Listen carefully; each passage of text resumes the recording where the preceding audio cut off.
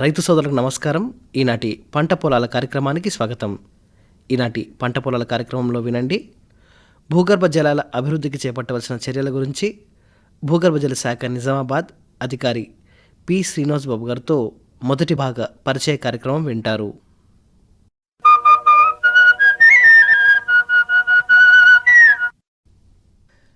రైతు సోదరులకు నమస్కారం. ఈరోజు మన స్టూడియోలో నిజామాబాద్ భూగర్భ జల శాఖ అధికారి పి శ్రీనివాస్ బాబు గారు మనతో ఉన్నారు. మరి ప్రస్తుత భూగర్భ జలాల పరిస్థితి, అదేవిధంగా భూగర్భ జల వినియోగదారులు చేపట్టవలసిన తక్షణ చర్యల గురించి కొన్ని విషయాలు అడిగి తెలుసుకుందాం.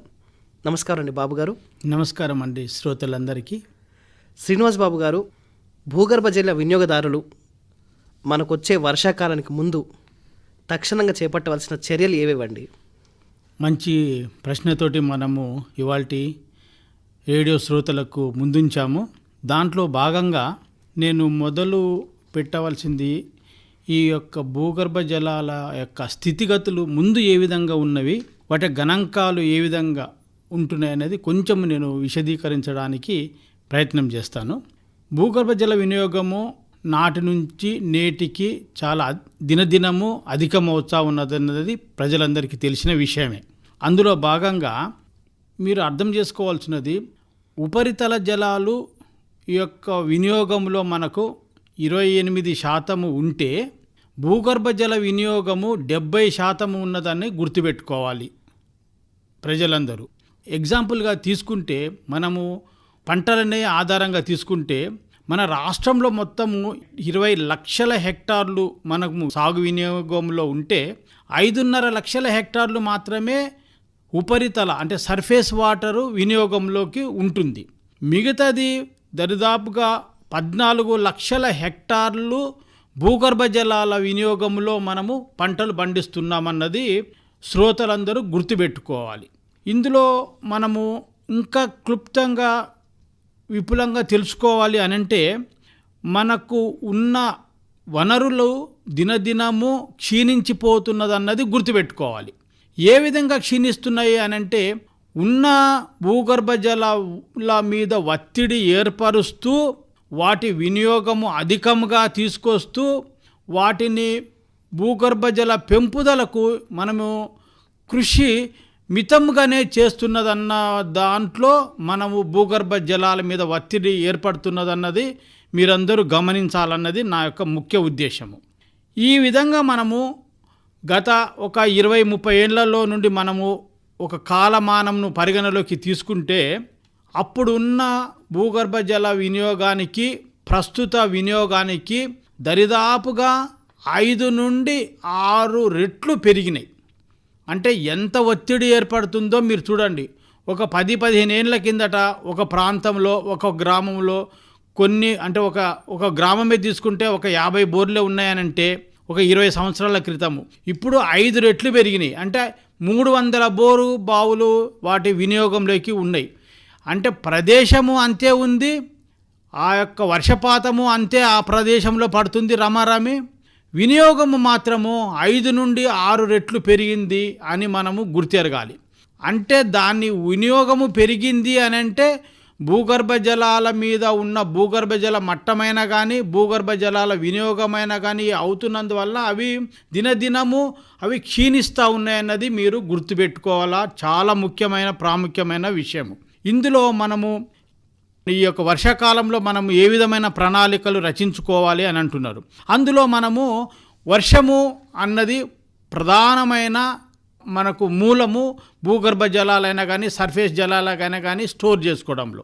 అందులో మనము ఈ తెలంగాణ ప్రాంతంలో మనకు రమారామి వర్షాకాలంలో మొత్తము మనకు పడవలసినది యావరేజ్గా 900 నుండి 1000 mm పడవలసి ఉండుంటే అందులో 80% మనకు నైరుతి ఋతుపవనాల ద్వారా మనకు వర్షపాతము మనము తీసుకుంటా ఉన్నాం, పొందుకుంటా ఉన్నాం. ఆ వర్షాకాలంలో మనకు దరిదాపుగా 800 mm ఈ యొక్క నైరుతి నుండి వస్తుంది. మిగతాది మాత్రము మిగతా మాసాలలో మనకు రిటర్న్ మాన్సూన్లో మనకు ఆ యొక్క వర్షం రిసీవ్ చేసుకుంటున్నాం. ఈ యొక్క ఉత్తర తెలంగాణ ప్రాంతంలోనూ అయినా కానీ లేదనంటే ఈ దక్షిణ తెలంగాణ ప్రాంతంలోనైతేనా కానీ ఉత్తర తెలంగాణ ప్రాంతంలో మనము కొంచెం ఎక్కువగా అంటే 9 నుండి 1500 mm రెయిన్ఫాల్ యావరేజ్గా పడుతుంది. అక్కడ కొంచెం ఎక్కువ వర్షపాతము. దక్షిణ తెలంగాణ ప్రాంతంలో మనకు 900 నుండి 1000 mm దాకా పడుతుంది మనకు. ఇది యావరేజ్గా చూసుకుంటే మనకు తెలంగాణ ప్రాంతంలో ఒక 900 నుండి 1000 mm నార్మల్ రెయిన్ఫాల్ అని మనం అనుకుంటా ఉన్నాం.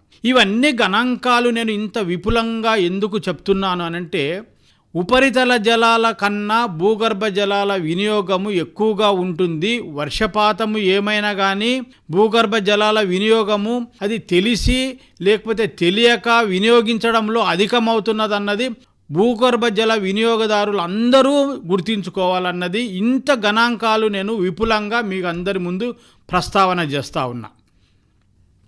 మరి శ్రీనివాస్ బాబు గారు, మీరు అన్నట్టుగా ప్రతి సంవత్సరం చూసుకుంటే భూగర్భ జల వినియోగం పెరుగుతూ వస్తుంది. మరి అదేవిధంగా ప్రస్తుత ఉత్తర తెలంగాణ ప్రాంతం మొత్తంలో భూగర్భ జలాలు త్రాగు కానివ్వండి, సాగు కానివ్వండి, ఎట్లాంటి పరిస్థితి ఎదుర్కొంటున్నారు మనము? మరి ఈ విషయం పైన భూగర్భ జల వినియోగదారులకు ఎట్లాంటి అవగాహన అవసరం ఉందంటారు?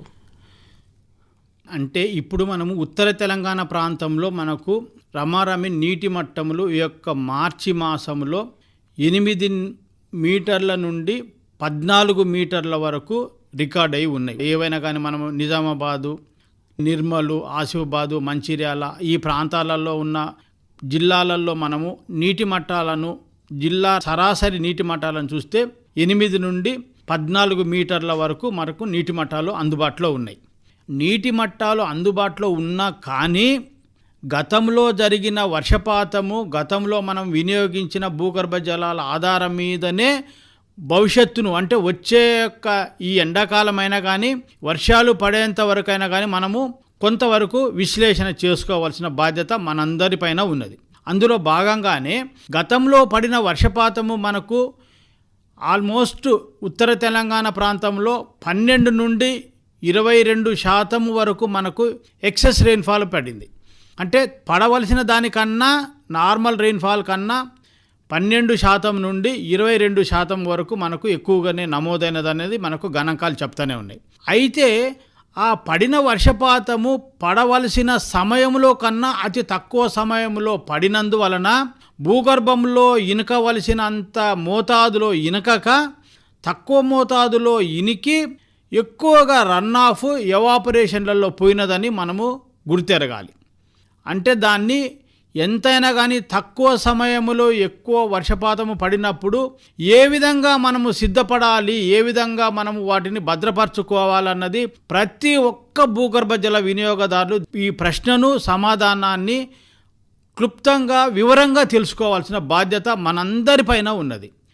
అందులో భాగంగానే ఈ యొక్క సమయములో సాగు కన్నా తాగునీటికి ఈ ఎండాకాలం ఆల్మోస్ట్ మనం ఇప్పుడు మే మాసం అంతా గడవాలి, జూన్ 15 వరకు 20 తారీఖు వరకు మనకు వర్షాలు అందుబాటులో వచ్చేంత వరకు దాదాపుగా 60 నుండి 70 రోజుల కాల పరిమితిని మనము ఈ యొక్క ఎండాకాలం లాగా భావించి ముందుకు వెళ్ళాలి.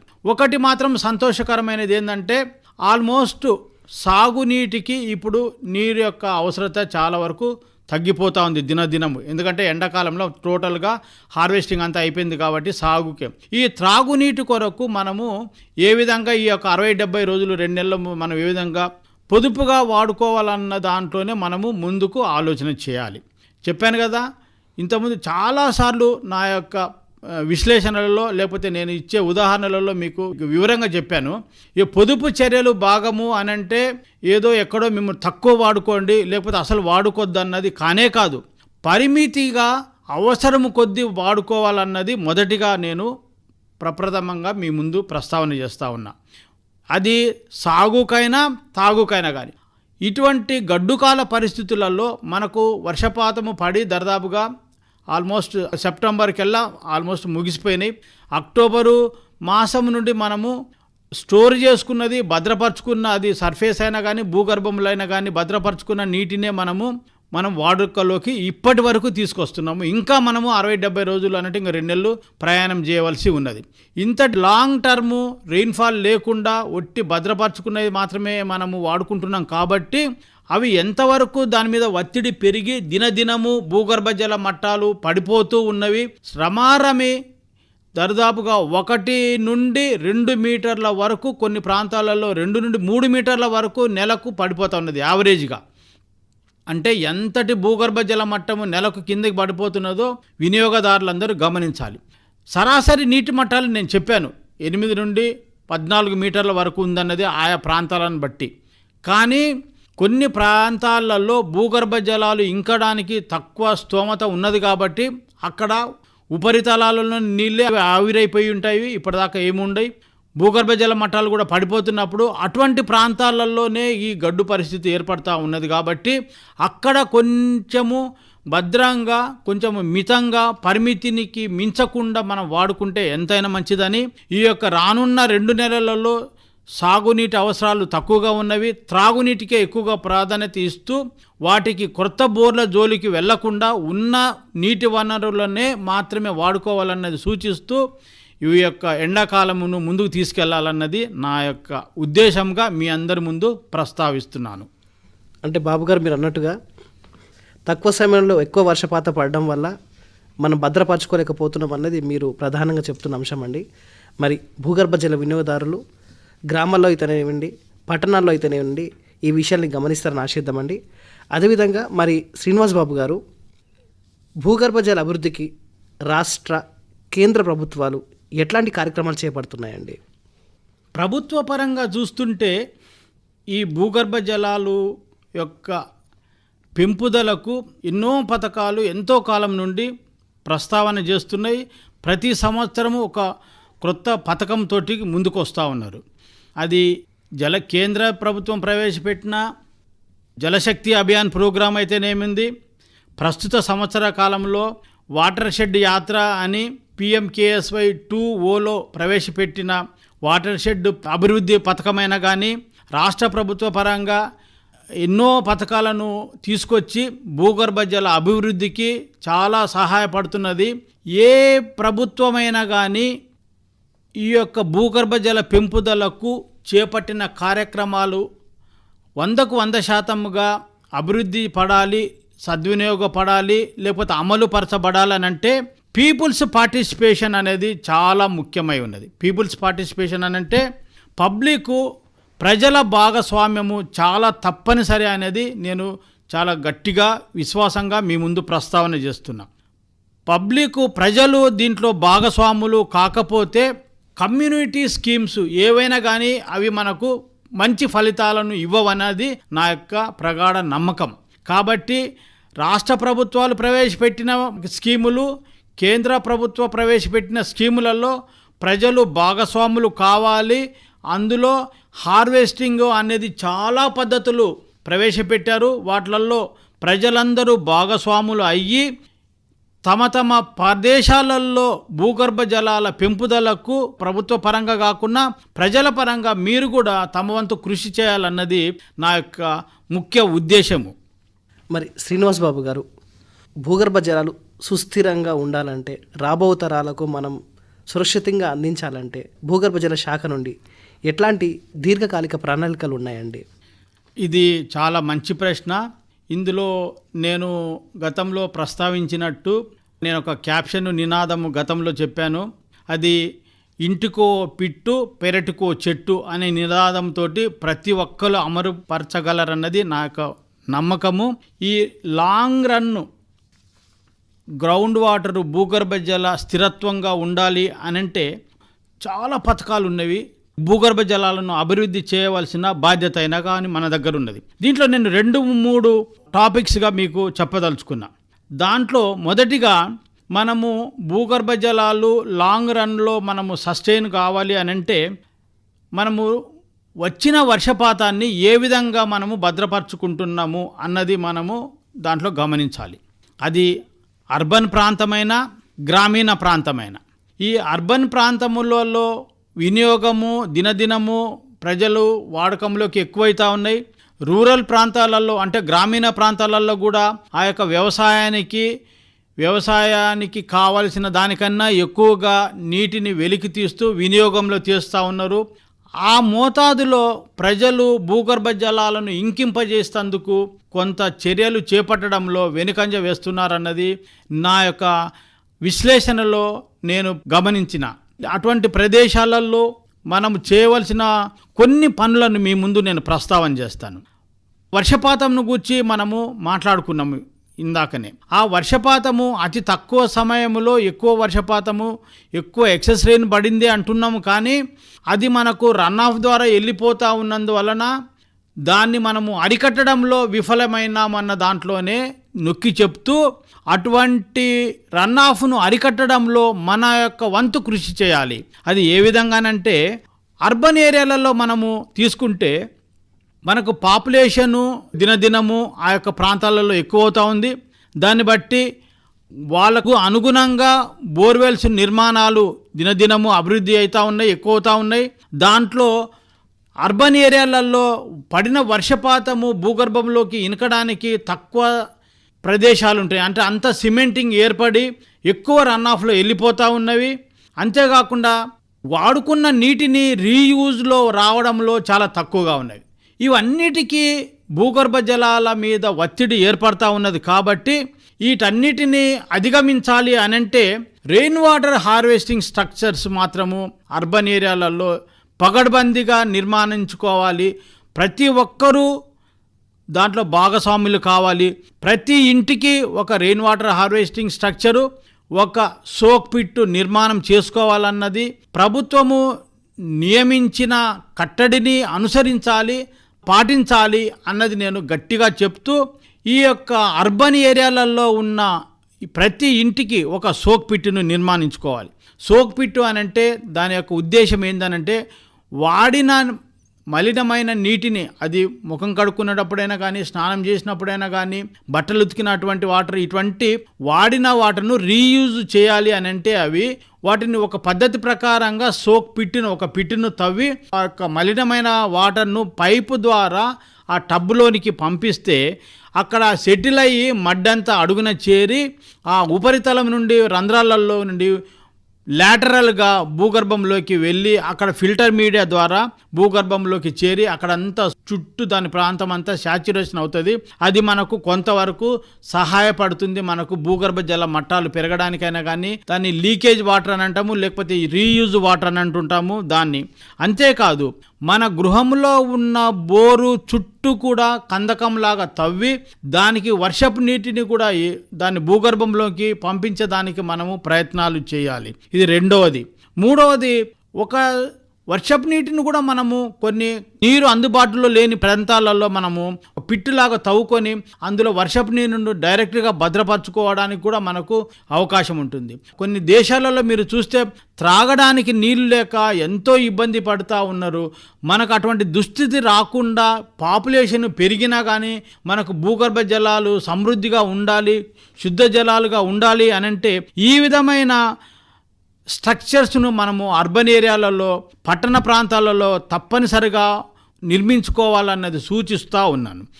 దీంట్లో మనము కొంత శాతము మన ఇంటి స్థలంలో ఒక 10% రెయిన్ వాటర్కు మనము కేటాయించాలన్నది నా యొక్క గట్టి ఉపదేశం. ఎందుకు అనంటే రాబో కాలములలో మనకు చాలా కఠినమైన వర్షాభావ పరిస్థితులలో మనము నీటిని అందుకోవాలి, మనం నీటిని తెచ్చుకోవాలి అని అంటే ఇది మనకు ఇటువంటి ప్రయత్నాలు ఇప్పటి నుండి చేస్తే ముందు తరంలో వాళ్ళకి మంచి శుద్ధ జలాలను అందుతాయి. ఇది అర్బన్ ఏరియాలలో మనం చూస్తున్నాం. అదే గ్రామీణ ప్రాంతాలలో మనకు ఎక్కువగా ఉన్న క్రాప్ ఏరియాను రబీలో, ఖరీఫ్లలో భూగర్భ జలాలు లేదా జలాలు ఎక్కువగా ఉన్న పంటలను వేస్తూ ఉన్నారు. దానివల్ల మనకు భూగర్భ జలాల మీద వినియోగం ఎక్కువ అవుతూ ఉంది. ఈ ఎక్కువగా అనంటే అంతేకాకుండా పంటకు మించిన అవసరతను దాన్ని భూగర్భ జలాలను వెలికి తీసి దానికి అందిస్తూ ఉన్నారు. ఈ విధంగా నీటిని వెలికి తీయడం వల్ల ఎక్కువ శాతము ఎవాపరేషన్లో అంటే భూగర్భంలో దాచుకున్న నీటిని బయటికి తీసి ఆ పంటకు మనము అందిస్తూ ఉంటే ఎక్కువగా ఎవాపరేషన్ అయ్యి అవి మేఘాల రూపంలో హైడ్రోలాజికల్ సైకిల్గా అక్కడ వెళ్ళిపోతూ ఉంటాయి.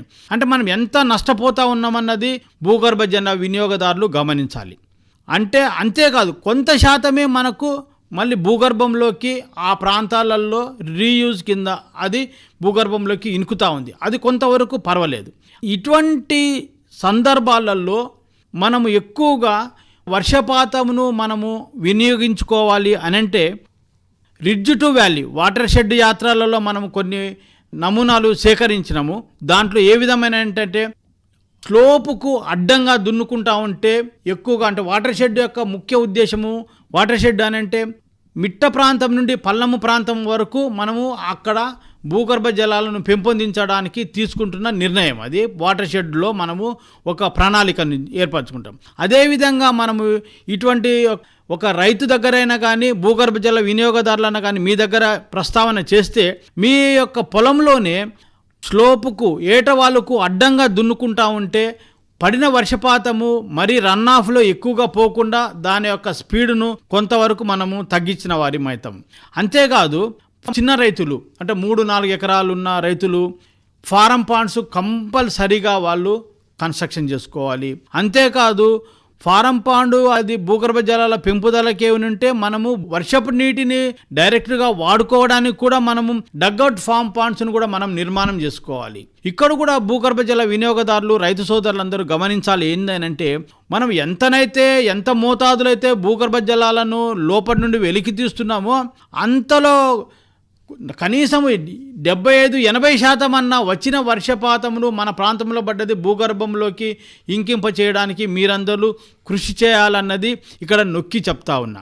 ఈ విధమైన కట్టడాలను చిన్న సన్నకారు రైతులు కడితే కొంచెము పెద్దగా ఏరియా ఉన్న వాళ్ళు చిన్న చిన్న రాతి కట్టడాలను ప్రవాహానికి అడ్డంగా కట్టుకోవాలి. చిన్న నీటి ఇంకుడు గుంతలు, పర్కులేషన్ ట్యాంక్స్ అంటాము, లేదంటే ఒకవేళ చిన్న వాగులాగా మన ప్రాంతంలో పోతుంటే ఒక చిన్న చెక్ డ్యామ్ లాగా కట్టాలి.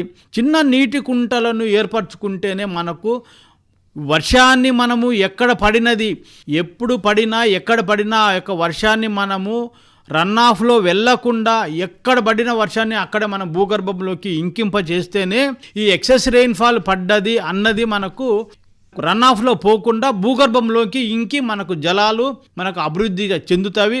దాన్ని మనం వాడుకోవడానికి వినియోగంలోకి తీసుకొని రావచ్చు. ఈ లాంగ్ టర్మ్ అనంటే మనము ఇంకా కొంచెం ముందుకు అడ్వాన్స్గా వెళ్తే మనము కొన్ని మంచి సూక్తుల్లాగా మనం ఇది చేయొచ్చు.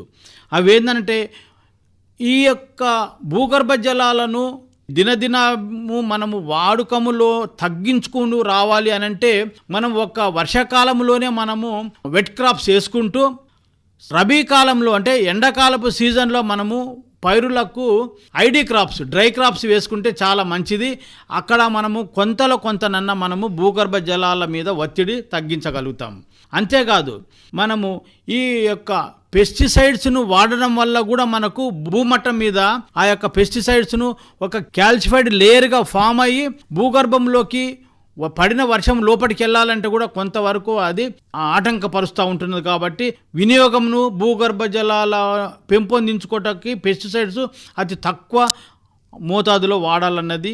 అంటే ఆడ చెప్పడం ఏంటంటే ఈ రసాయనిక ఎరువులను మనం నిర్మూలిస్తూ సేంద్రియ ఎరువులను వాడితే మనకు భూగర్భ జలాల అభివృద్ధికి దోహదపడుతుంది, క్రాపు యొక్క ఈల్డ్ పెరగడానికి అభివృద్ధి జరుగుతుంటుంది, ఇంకా మనకు ఈ యొక్క ఖర్చు కూడా కొంతవరకు తగ్గుతున్నది అన్నది నేను ఇక్కడ క్లియర్గా మీకు చెప్పదలుచుకున్నా.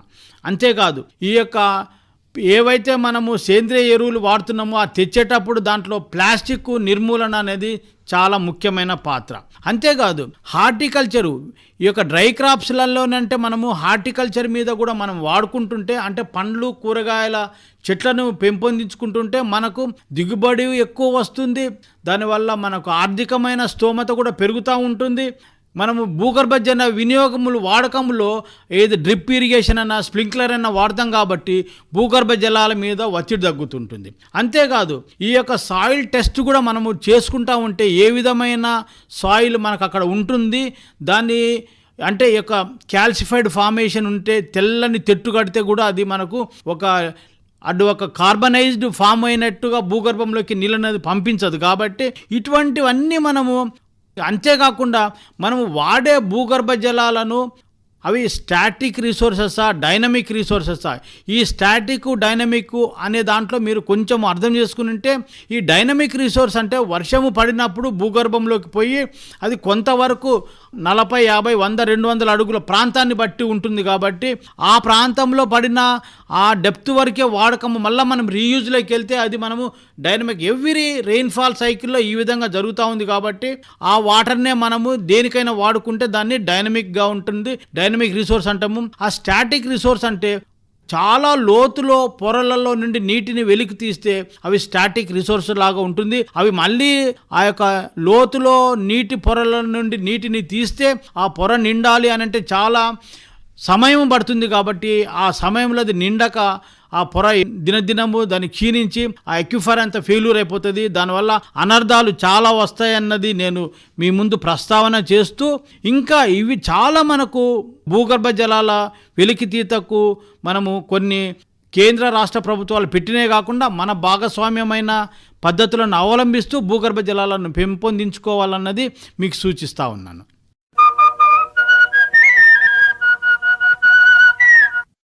ఇంతవరకు మీరు భూగర్భ జలాల అభివృద్ధికి చేపట్టవలసిన చర్యల గురించి భూగర్భ జల శాఖ నిజామాబాద్ అధికారి పి శ్రీనివాస్ బాబు గారితో పరిచయ మొదటి భాగం విన్నారు. రేపటి కిసాన్ వాణి కార్యక్రమంలో రెండో భాగం వినవచ్చు. కార్యక్రమంలో ఇప్పుడు వాతావరణ సూచనలు వింటారు.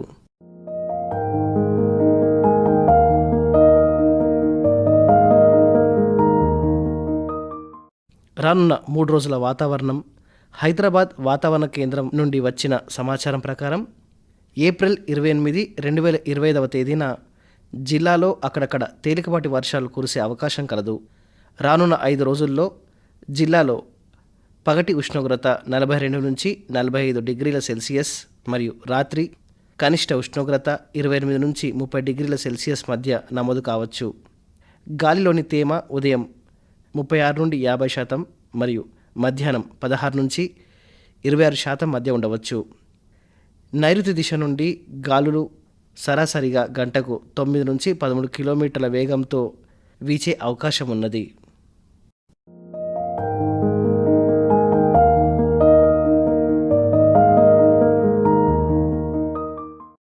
ఇంతవరకు మీరు వాతావరణ సూచనలు విన్నారు. కార్యక్రమంలో ఇప్పుడొక జానపద గేయం వింటారు. అరసదప్పిన వారి సేను గొయ్యరాదురా, వర్తం దప్పిన గురుని పాదం బట్టరాదురా. వరుసలేని వారి సేను గొయ్యరాదురా, వర్తం దప్పిన గురుని పాదం బట్టరాదురా. వింటి ముందడ చింత చెట్టు పెట్టవద్దురా, వింటి వెనుక చేదవాయి తోడరాదురా. ఇంటి ముంగడ చింత చెట్టు పెట్టరాదురా, ఇంటి వెనుక చేదవాయి లోడరాదురా. వింటి ముందడ చింత చెట్టు పెట్టవద్దురా, వింటి వెనుక చేదవాయి తోడరాదురా. ఇంటి ముంగడ చింత చెట్టు పెట్టరాదురా, ఇంటి వెనుక చేదవాయి లోడరాదురా.